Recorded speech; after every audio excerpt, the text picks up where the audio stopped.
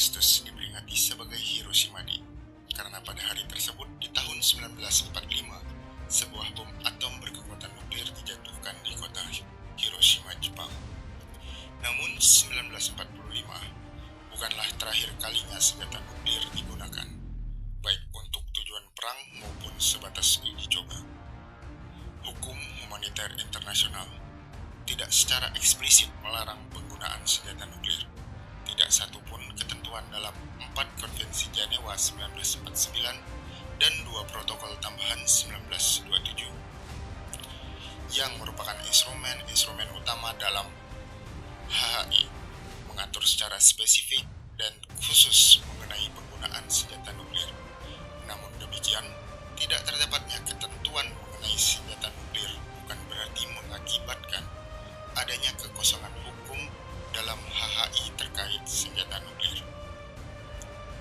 Meskipun senjata nuklir merupakan salah satu teknologi persenjataan yang cukup baru pada saat perdebatan awal mengenai keberlakuan HHI dalam konteks persenjataan nuklir, tidak terdapat keraguan bahwa HHI relevan dalam konteks tersebut. International Court of Justice pada tahun 1996 dalam kasus Legality of the Use or Trade of Nuclear Weapons menyatakan bahwa HHI meskipun tidak secara spesifik mengatur mengenai senjata nuklir tetap berlaku bagi pemakaian senjata nuklir. Secara singkat, kasus tersebut masuk ke yurisdiksi ICJ sebagai sebuah permintaan advisory opinion yang diajukan oleh World Health Organization atau WHO. Melalui kasus tersebut, WHO mengajukan pertanyaan hukum kepada ICJ bahwa apakah penggunaan atau ancaman penggunaan senjata nuklir merupakan hal yang legal berdasarkan aturan-aturan hukum internasional yang relevan, khususnya hukum humaniter internasional. Dalam sampai pada simpulan pada kasus di atas, ICJ juga memperhatikan pandangan negara-negara seperti Britania Raya, Amerika Serikat, Rusia, dan Selandia Baru. Negara-negara tersebut pada prinsipnya menyatakan mereka mengakui sejak lama bahwa HHI berlaku dalam penggunaan senjata nuklir. Negara-negara tersebut dan ICJ secara khusus mengutip Martens Clause dan elemen mendasar kemanusiaan sebagai dasar relevansi HHI dalam konteks senjata nuklir. 3 prinsip utama terkait alat dan tata cara berperang dalam HHI yang terkait erat dengan penggunaan senjata nuklir dalam perang adalah prinsip pembedaan atau distinction principle, prinsip proporsionalitas, dan prinsip pembatasan atau limitation principle. Ketiga prinsip ini secara khusus terdapat di dalam 2 protokol tambahan tahun 1977, dan kedua instrumen telah secara luas dianggap sebagai bagian dari hukum kebiasaan internasional yang mengikat seluruh negara di dunia. Prinsip pembedaan mengutamakan perlunya para pihak dalam konflik bersenjata untuk membedakan mana yang merupakan sasaran militer yang sah dan mana yang merupakan objek sipil. Singkat kata, prinsip ini fokus kepada tata cara berperang. Prinsip proporsionalitas dapat dipahami bahwa para pihak dalam konflik bersenjata ketika menggunakan alat perang atau persenjataan haruslah dilakukan secara proporsional dengan menyediakan tujuan militer dengan dampak kemanusiaan yang dapat ditimbulkan. Sedangkan prinsip pembatasan fokus kepada alat berperang itu sendiri. Prinsip ini menyatakan bahwa alat perang atau persenjataan yang digunakan dalam suatu konflik bersenjata tidak terbatas. Penggunaan senjata nuklir dalam keadaan konflik bersenjata akan menimbulkan pertentangan, utamanya terkait dengan prinsip pembedaan dan prinsip pembatasan di atas. ICJ dalam kasus Legality of the Use of Trade of Nuclear Weapon menyatakan bahwa senjata nuklir apabila digunakan dapat menimbulkan efek-efek langsung dan tidak langsung atau berkepanjangan. Penggunaan senjata nuklir dapat pula berpotensi mengaburkan target serangan karena dampak yang ditimbulkan oleh kekuatan senjata nuklir biasanya bersifat meluas. Ketika senjata nuklir digunakan, maka pihak yang menggunakan senjata tersebut harus mematuhi prinsip-prinsip dasar HHI, khususnya ketiga prinsip di atas, yakni prinsip pembedaan, prinsip pembatasan, dan prinsip proporsionalitas. Penting untuk menjadi perhatian bahwa senjata nuklir karena sifatnya yang berkekuatan meluas dan dapat menimbulkan dampak berkepanjangan, maka sangatlah sulit bagi pihak yang menggunakan senjata nuklir dalam konteks konflik bersenjata untuk dapat memastikan bahwa senjata nuklir yang mereka gunakan tidak akan berdampak meluas dan berkepanjangan. Secara spesifik, ICG menyatakan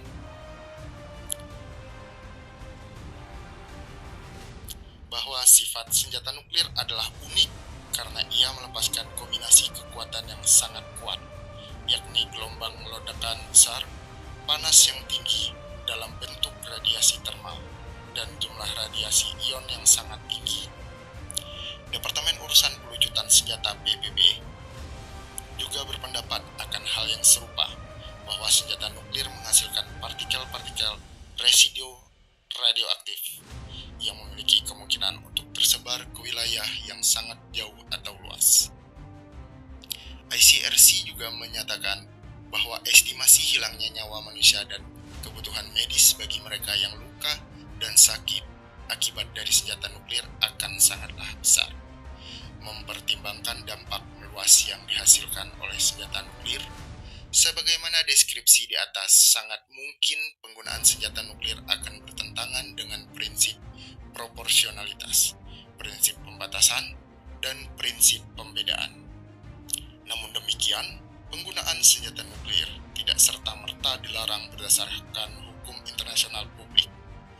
Pada tahun 2017, belum ada hukum internasional positif yang dapat digunakan untuk menjadi dasar pelarangan penggunaan senjata nuklir.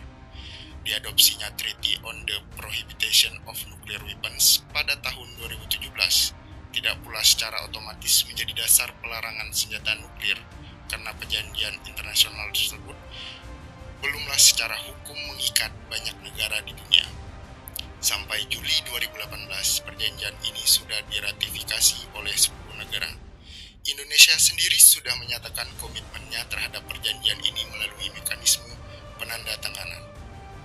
Meski secara umum Treaty on the Prohibition of Nuclear Weapons di atas bukanlah sebuah instrumen khusus terkait HHI, namun perjanjian internasional tersebut menjadikan prinsip-prinsip HHI dan kemanusiaan umum sebagai dasar pembentukan.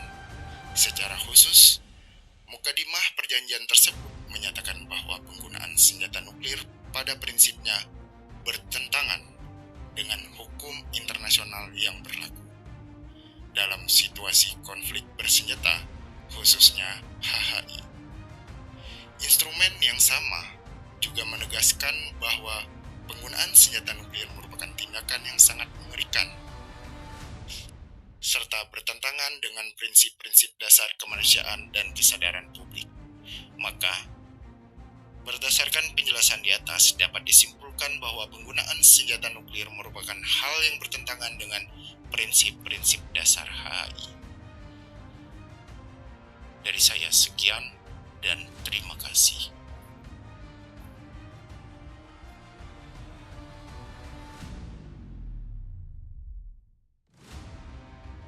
Mungkin selanjutnya saya akan menjelaskan dampak dari bom nuklir yang dijatuhkan di Hiroshima dan Nagasaki. Dampak bom nuklir yang dijatuhkan di Hiroshima dan Nagasaki menurut sains, bom Hiroshima menewaskan sekitar 90.000 sampai 120.000 orang yang meninggal baik seketika atau selama beberapa minggu dan bulan berikutnya karena cedera atau penyakit radiasi akut. Akibat kerusakan sumsum tulang belakang dan saluran usus, bom yang meratakan Nagasaki 3 hari kemudian merenggut 60.000 hingga 70.000 nyawa. Dalam waktu 6 minggu setelah pengeboman, 3 tim ahli Amerika Serikat dan 2 Jepang bekerja di kedua kota untuk mempelajari dampak biologis dari radiasi. Tujuan mereka berbeda. Orang Jepang terutama berusaha memahami efek medis pada orang yang selamat. Orang Amerika ingin tahu bagaimana dan mengapa orang meninggal karena radiasi ledakan atom. Salah satu kekhawatiran yang paling mendesak adalah kemungkinan dampak radiasi pada anak-anak penyintas. Jelas bahwa pengeboman itu berdampak pada anak-anak yang masih dalam kandungan pada Agustus 1945, mengakibatkan peningkatan jumlah bayi yang lahir dengan ukuran kepala kecil. Radiasi pada orang dewasa menyebabkan perubahan genetik yang diwariskan dan cacat lahir pada keturunannya, menunjukkan bahwa mungkin ada efek jangka panjang.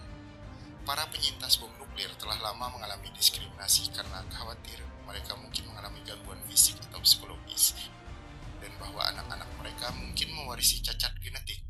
Stigma telah mempengaruhi korban perempuan lebih dari laki-laki. Peristiwa ini menjadi perdebatan di dunia karena tetap menjadi satu-satunya bom nuklir yang digunakan dalam perang. Ada yang mengatakan kejadian ini mengakhiri Perang Dunia Kedua lebih awal, yang akan menyebabkan lebih banyak korban dari kedua belah pihak jika Amerika Serikat menginvasi Jepang. Yang lain mengatakan penggunaan bom nuklir dalam perang pada dasarnya tidak etis, dan beberapa menyebut serangan itu sebagai kejahatan perang. Yang lain berpendapat ada cara yang lebih damai untuk mengakhiri perang daripada pengeboman nuklir atau invasi, seperti blokade militer di Jepang. Bom-bom itu membuat bayangan panjang selama paruh kedua abad ke-20.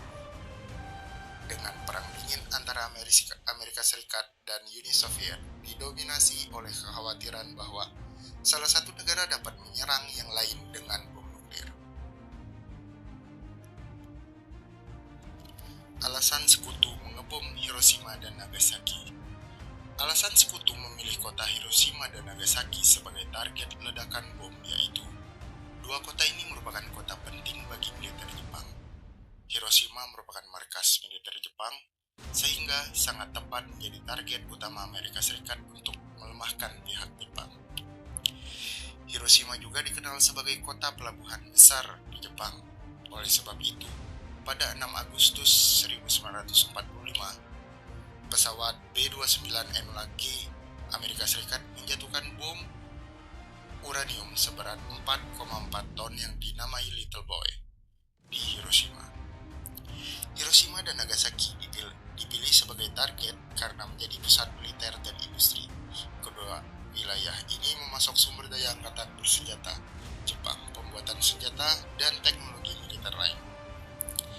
Nagasaki sebenarnya bukan menjadi target awal dari Amerika Serikat.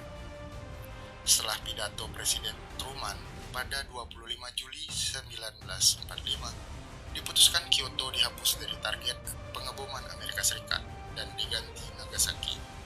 Nagasaki saat itu menjadi pangkalan militer angkatan laut di selam Jepang yang cukup kuat.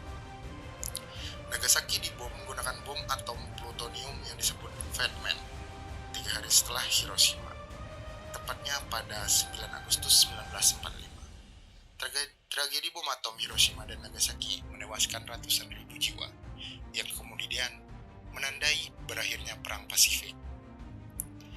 Akibat bagi Jepang, dengan penjatuhan bom atom di Hiroshima dan Nagasaki, banyak dampak negatif terhadap masyarakat Jepang seperti hancurnya bangunan karena kebakaran, luka bakar serius, efek radiasi yang dialami oleh korban, sehingga para korban yang terkena radiasi dari bom atom dilabeli sebagai hibakusha atau yang diartikan sebagai orang yang terkena ledakan.